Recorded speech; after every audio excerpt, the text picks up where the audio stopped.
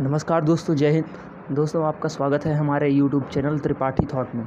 दोस्तों, आज मैं आपको बताने वाला हूं MBPSC प्री 2021 का जो प्रीलिम्स का एग्ज़ाम है वह 19 जून 2022 को कंडक्ट कराया गया था।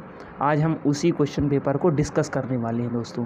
तो आज हम देखेंगे कि MBPSC 19 जून 2022 को जो प्रीलिम्स का एग्ज़ाम हुआ है उसमें कौन कौन से क्वेश्चन आंसर्स आए थे। तो दोस्तों, आज हम उन्हीं कुछ डिस्कस करने वाले हैं।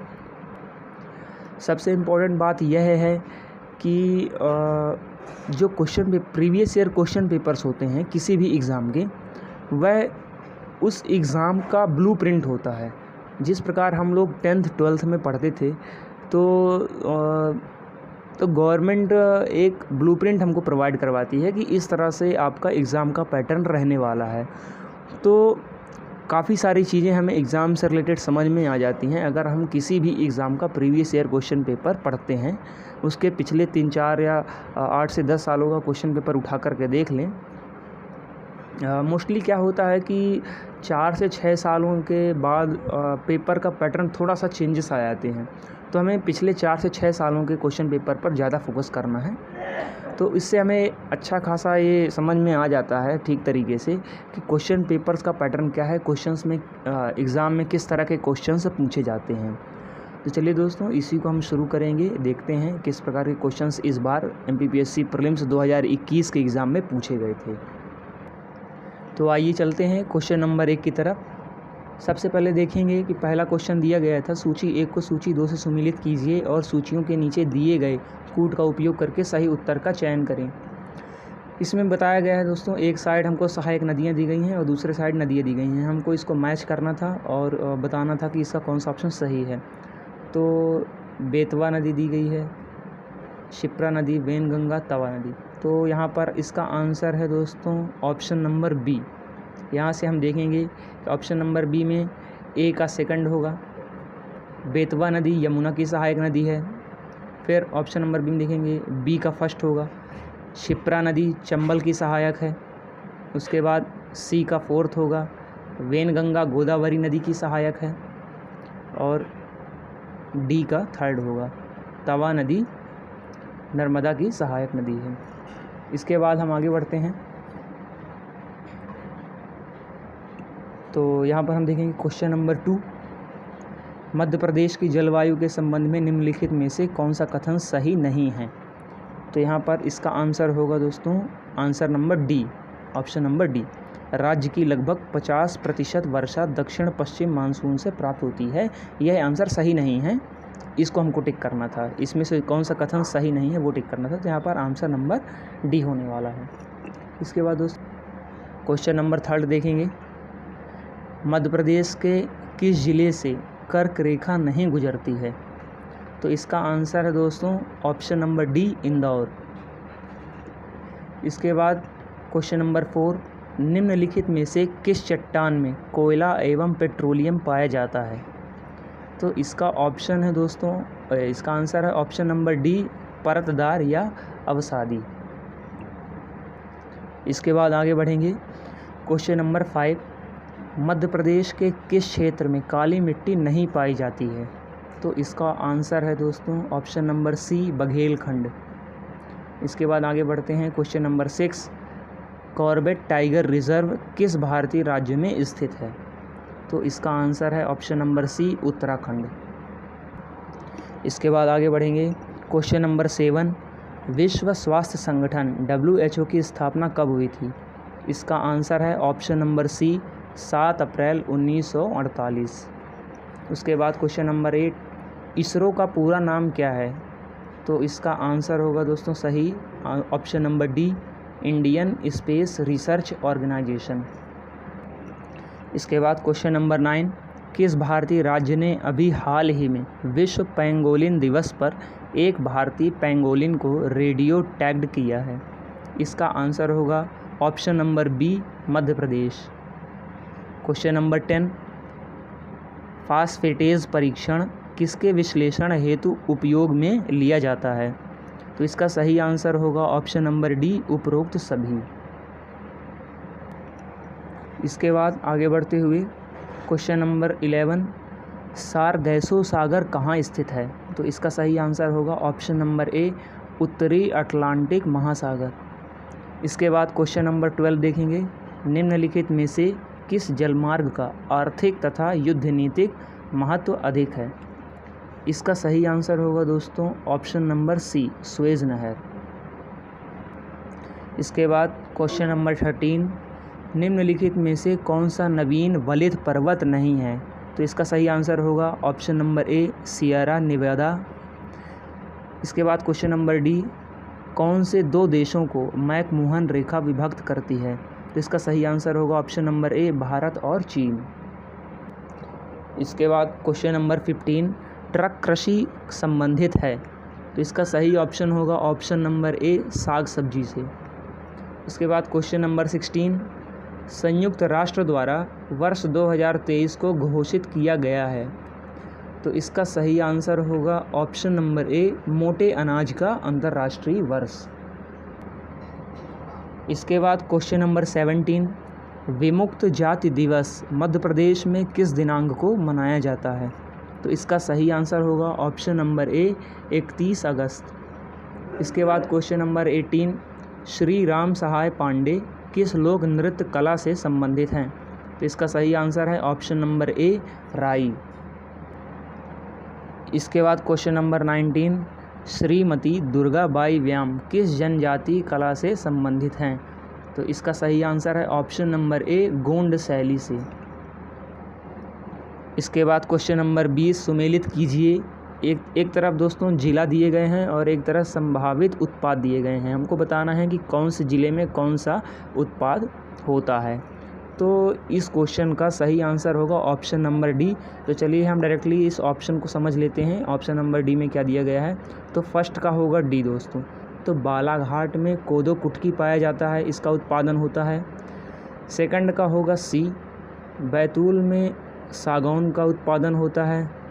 उसके बाद थर्ड का बी, खरगोन में मिर्ची एवं मिर्ची उत्पाद होता है।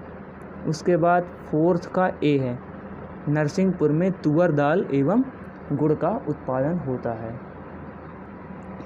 इसके बाद क्वेश्चन नंबर 21, मध्य प्रदेश का वह जिला जिसमें लिंग अनुपात सबसे कम है?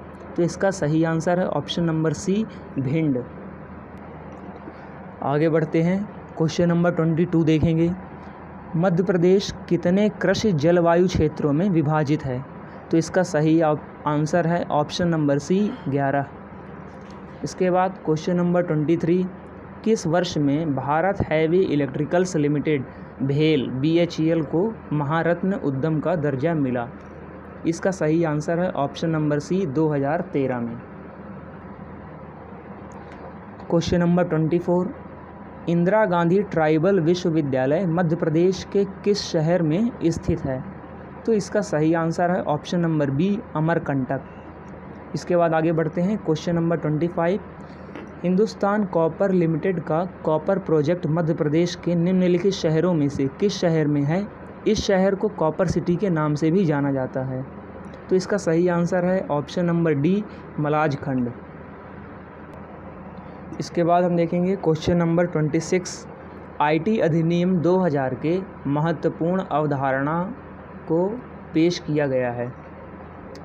तो यहाँ पर हम देखेंगे इसका सही आंसर है ऑप्शन नंबर डी, उपरोक्त सभी।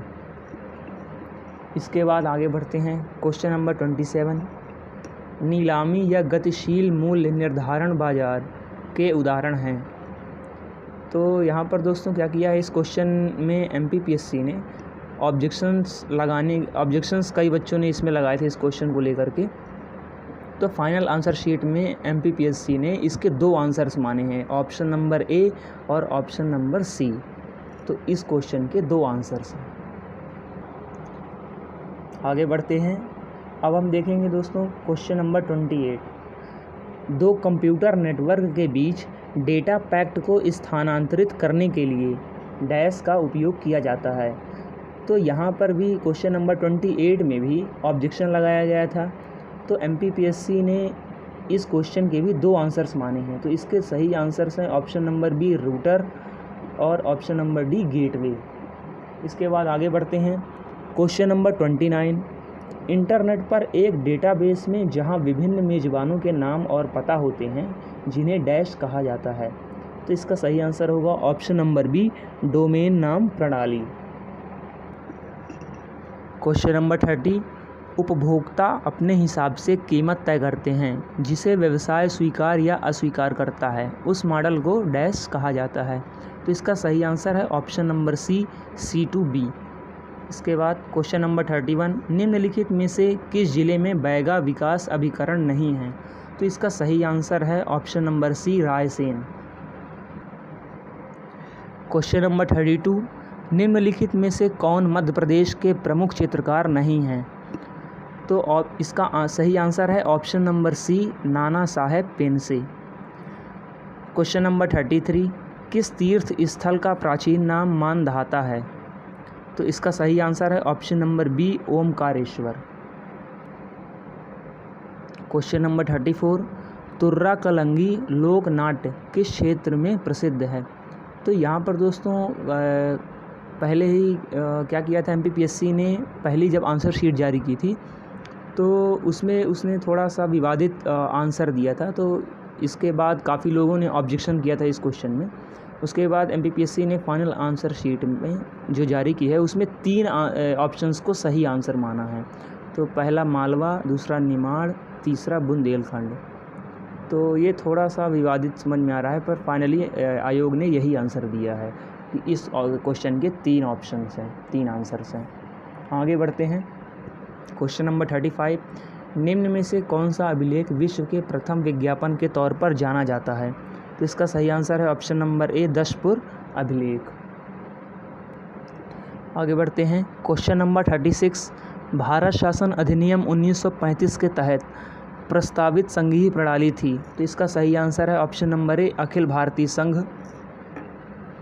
इसके बाद क्वेश्चन नंबर 37, जवाहरलाल नेहरू ने भारत की संविधान सभा की किस बैठक में उद्देश्य प्रस्ताव रखा था। तो दोस्तों इसका सही आंसर है ऑप्शन नंबर डी, 5वीं। आगे बढ़ते हैं। क्वेश्चन नंबर 38, संसद के दोनों सदनों की संयुक्त बैठक बुलाने के लिए भारत के संविधान के अनुच्छेद 108 के तहत निम्नलिखित में से किसकी आवश्यकता है। तो इसका सही आंसर होगा ऑप्शन नंबर ए, राष्ट्रपति का आशय। इसके बाद क्वेश्चन नंबर 39, भारतीय संसद में शामिल है। तो इसका सही आंसर है ऑप्शन नंबर सी, राष्ट्रपति, राज्यसभा तथा लोकसभा। क्वेश्चन नंबर 40, भारतीय संविधान का कौन सा अनुच्छेद अस्पृश्यता को समाप्त करता है। तो इसका सही आंसर है ऑप्शन नंबर सी, अनुच्छेद 17। क्वेश्चन नंबर 41, अटल प्रगति पथ संबंधित है। इसका सही आंसर है option number D, Gwalior Chambal क्षेत्र।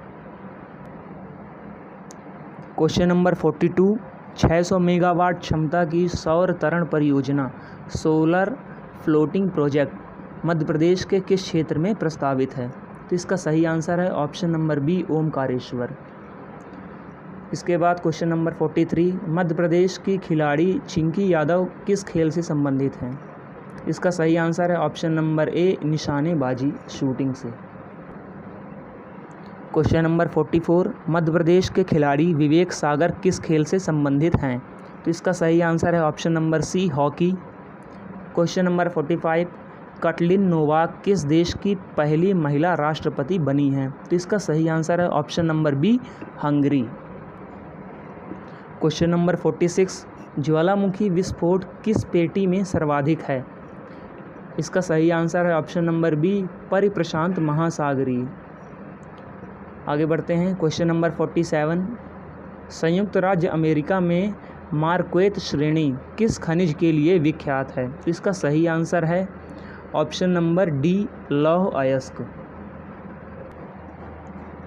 क्वेश्चन नंबर 48, निम्नलिखित में से किस नहर ने राजस्थान के पश्चिमी जिलों की कृषि संबंधित गतिविधियों को रूपांतरित कर दिया है। तो इसका सही आंसर है option number D, Indira Gandhi नहर।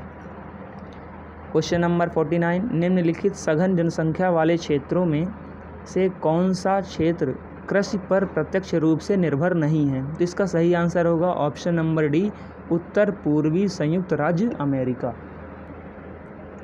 इसके बाद क्वेश्चन नंबर 50, जनगणना वर्ष 2011 में भारत की कुल जनसंख्या 121 करोड़ में नगरीकरण का स्तर प्रतिशत क्या था? इसका सही आंसर होगा ऑप्शन नंबर डी 31.15%। इसके बाद आगे बढ़ते हैं। क्वेश्चन नंबर 51, रणजीत सिंह का संबंध किस मिसल से था? इसका सही आंसर है ऑप्शन नंबर डी शुकर चकिया से। क्वेश्चन नंबर 52, राष्ट्रीय अंतरिम सरकार में रियासतों का विभाग किसे दिया गया था? तो इसका सही आंसर है option number B Sardar Vallabh भाई पटेल। क्वेश्चन नंबर 53, कांग्रेस सम्मेलनों को शिक्षित भारतीयों का वार्षिक राष्ट्रीय मेला किसने कहा था? तो इसका सही आंसर है ऑप्शन नंबर ए लाला लाजपत राय। इसके बाद क्वेश्चन नंबर 54, महात्मा गांधी ने दांडी यात्रा किस आश्रम से प्रारंभ की थी? तो इसका राइट आंसर है ऑप्शन नंबर ए साबरमती से। क्वेश्चन नंबर 55, डलहौजी की व्यपगत सिद्धांत के अंतर्गत विलय किया गया प्रथम राज्य कौन सा था? तो इसका सही आंसर है ऑप्शन नंबर डी सतारा। क्वेश्चन नंबर 56, राज्य मानवाधिकार आयोग के अध्यक्ष एवं सदस्यों की नियुक्ति के नामों की सिफारिश करने वाली समिति में कौन शामिल है?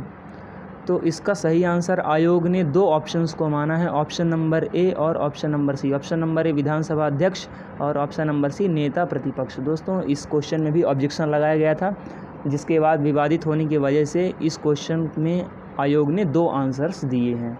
इसके बाद क्वेश्चन नंबर 57 को दोस्तों डिलीट कर दिया गया था। राज्य के मुख्य चुनाव अधिकारी की नियुक्ति कौन करता है? तो ये क्वेश्चन भी थोड़ा विवादों में रहा है, इस वजह से आयोग ने इस क्वेश्चन को डिलीट कर दिया है। क्वेश्चन नंबर 58 देखेंगे। निम्नलिखित कथनों पर विचार कीजिए। ये 3 कथन दिए गए हैं, इन पर हमें विचार करके बताना है कि कौन से कथन सत्य हैं। तो इसका सही आंसर होगा ऑप्शन नंबर बी 1 तथा 2। तो हम देख लेते हैं कौन कौन से कथन सही हैं। भारत निर्वाचन आयोग के मुख्य निर्वाचन आयुक्त को उच्चतम न्यायालय के न्यायाधीश के वेतन के बराबर वेतन का संदाय दिया जाता है, ये सही है ऑप्शन दोस्तों।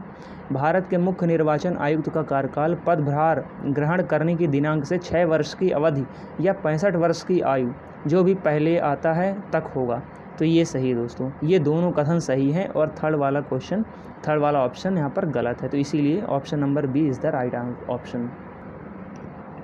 इसके बाद क्वेश्चन नंबर 59, मध्य प्रदेश लोक सेवा आयोग में अधिकतम कितने सदस्य होंगे? तो इसका सही आंसर है ऑप्शन नंबर बी 5 सदस्य।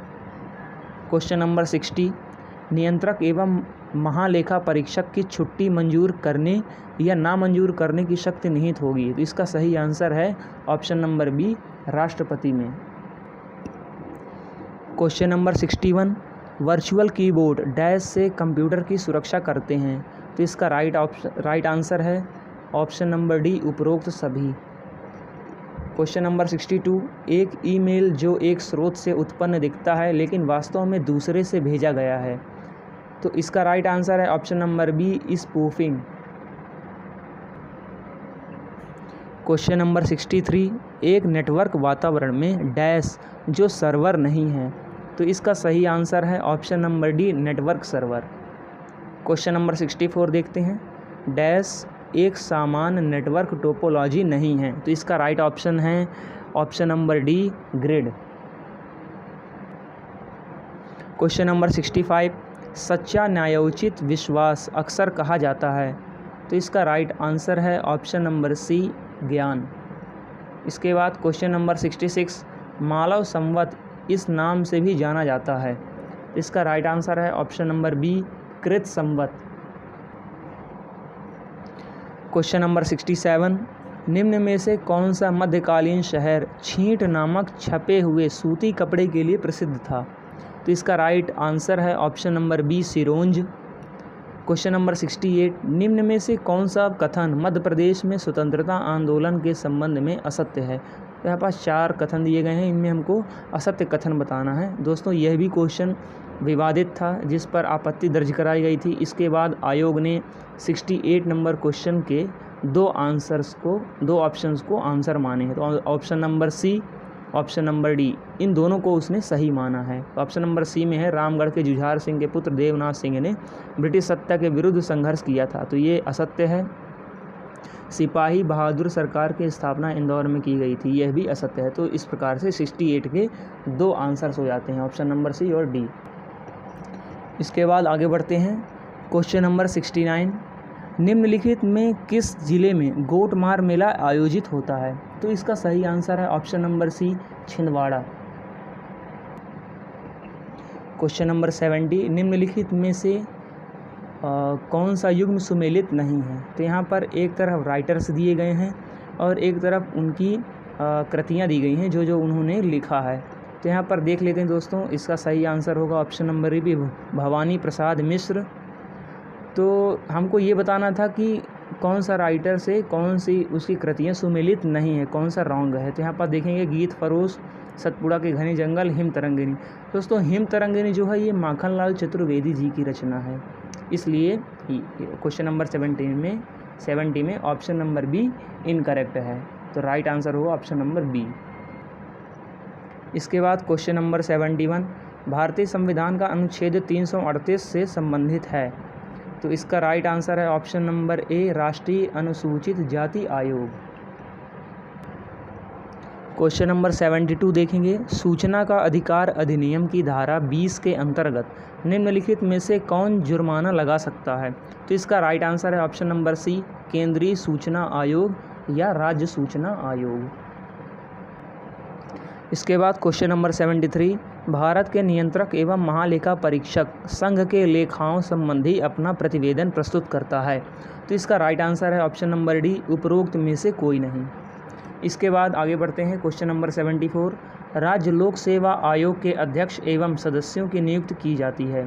तो इसका राइट आंसर है ऑप्शन ए, राज्यपाल द्वारा। इसके बाद क्वेश्चन नंबर 75, विकास निगरानी और मूल्यांकन कार्यालय DMEO का गठन कब किया गया? तो इसका राइट आंसर है ऑप्शन नंबर ए, 18 सितंबर 2015 को। इसके बाद क्वेश्चन नंबर 76 को आयोग ने डिलीट कर दिया है दोस्तों। यह भी क्वेश्चन काफ़ी विवादित रहा है, इस वजह से आयोग ने इस क्वेश्चन को डिलीट कर दिया है। फिर भी क्वेश्चन एक बार मैं आपको पढ़ के बता देता हूँ। मध्य प्रदेश के निम्नांकित राज्यपालों में से कौन भारत की संविधान सभा के सदस्य नहीं रहे हैं?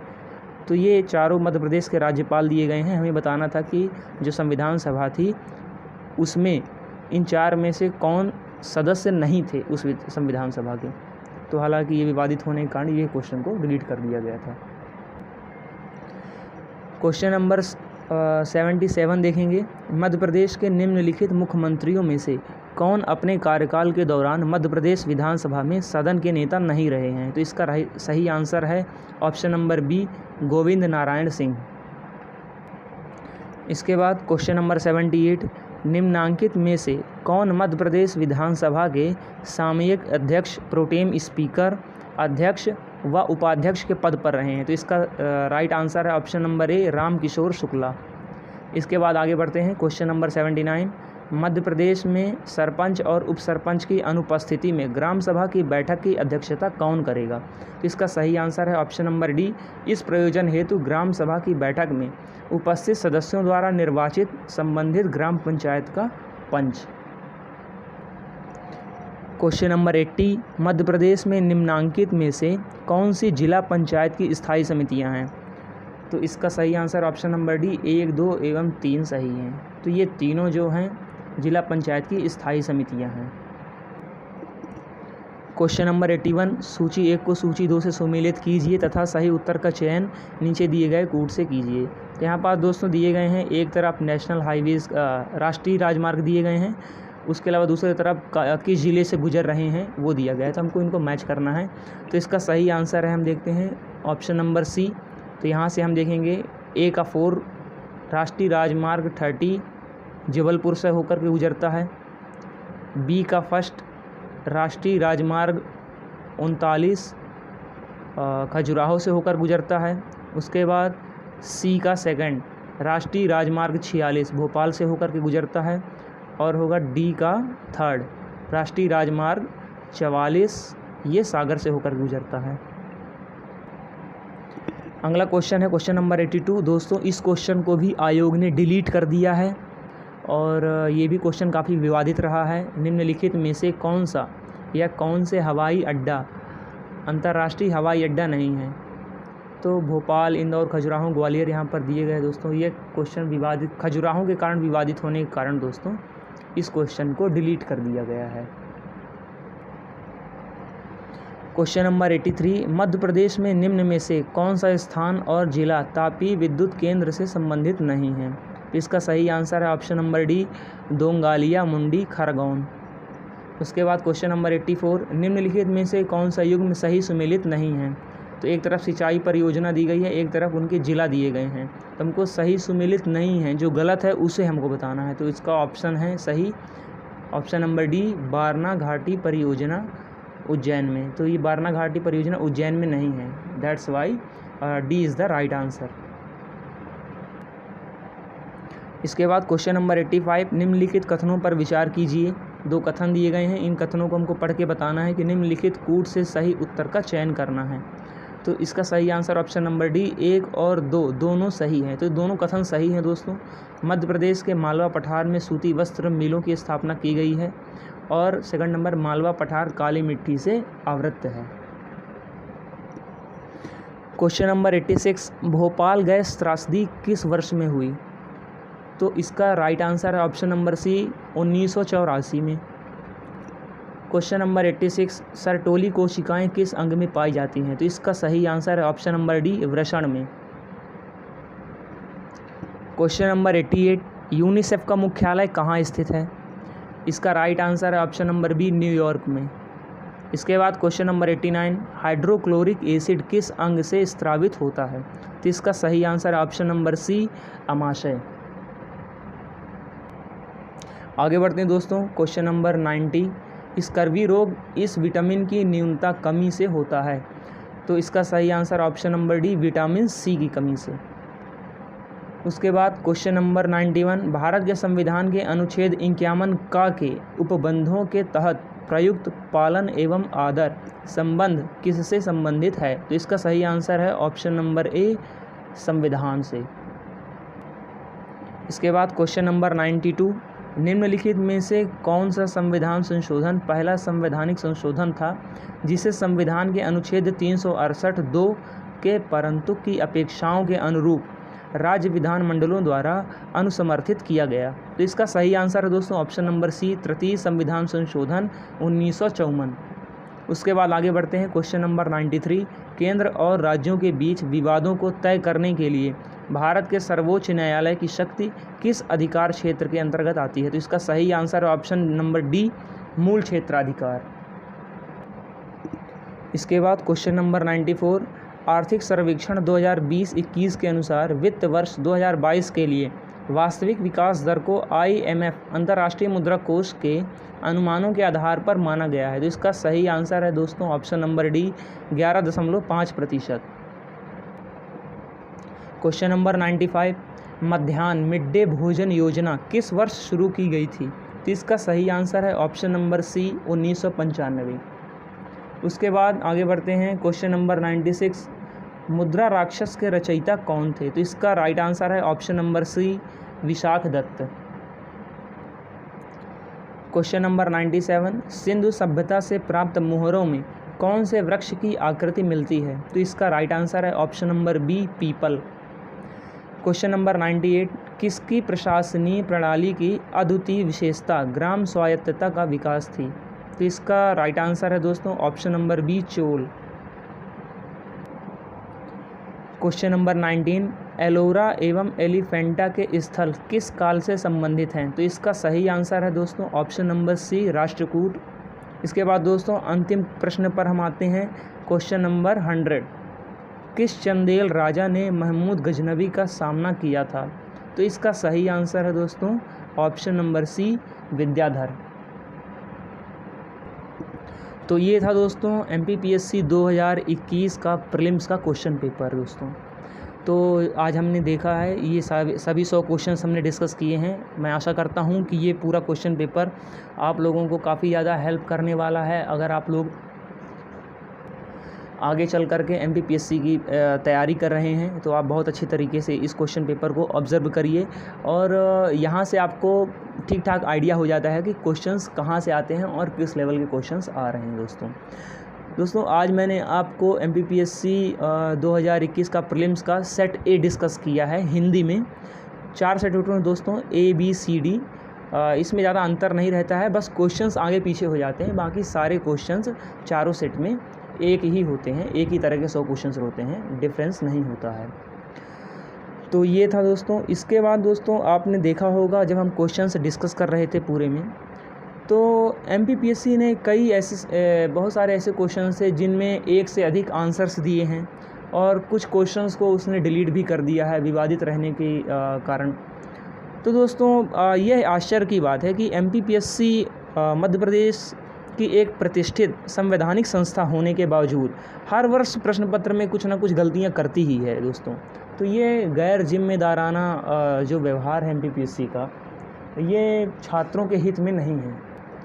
तो MPPSC को इस बात का ध्यान रखना चाहिए दोस्तों, क्योंकि MPPSC एक संवैधानिक संस्था होने के कारण उसकी गरिमा दांव पर यहाँ पर लगी है कि आप एक साधारण सा पेपर, एक सबसे जो प्रतिष्ठित पेपर होता है, उस पे आप 100 क्वेश्चंस क्लियरली नहीं वहाँ पर दे सकते हैं प्रश्न पत्र में।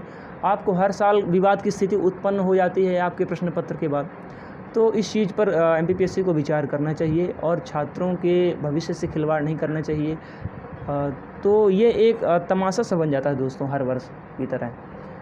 तो चलिए दोस्तों, हालांकि आप ये जो गलतियां हुई हैं, ये जो बीच में इस तरह की स्थिति है, इनको आप किनारे कर दीजिए और अपना फोकस आप करिए अपने एग्ज़ाम में।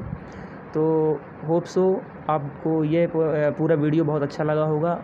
अगर आपको दोस्तों ये वीडियो अच्छा लगा होगा तो आप सब्सक्राइब करिएगा मेरे चैनल को और दूसरों तक शेयर करिएगा, ताकि सब लोग MPPSC का इस वर्ष 2021 का प्रीलिम्स का पेपर देख सकें और अपनी तैयारी को और बेहतर कर सकें दोस्तों। इसका दोस्तों इंग्लिश वर्जन अगर आप लोग चाहेंगे तो मुझे कमेंट बॉक्स में लिख करके बताइएगा। उसका PDF मैं आपको PDF की लिंक प्रोवाइड करवा दूंगा, तो आप उसका इंग्लिश वर्जन भी डाउनलोड कर पाएंगे। इसके अलावा दोस्तों इसके पहले के जो पेपर हुए हैं, 2020 में प्रीलिम्स हुआ है, 2019 में प्रीलिम्स हुआ है, 2018 में प्रीलिम्स हुआ है। अगर आप चाहेंगे आगे तो मैं अगली सीरीज़, इसी सीरीज़ में अगले वीडियोज़ में उन पिछले पेपर्स, प्रीवियस ईयर के पेपर्स को भी डिस्कस करूँगा। तो चलिए दोस्तों, मिलते हैं अगले वीडियो में। बहुत बहुत धन्यवाद।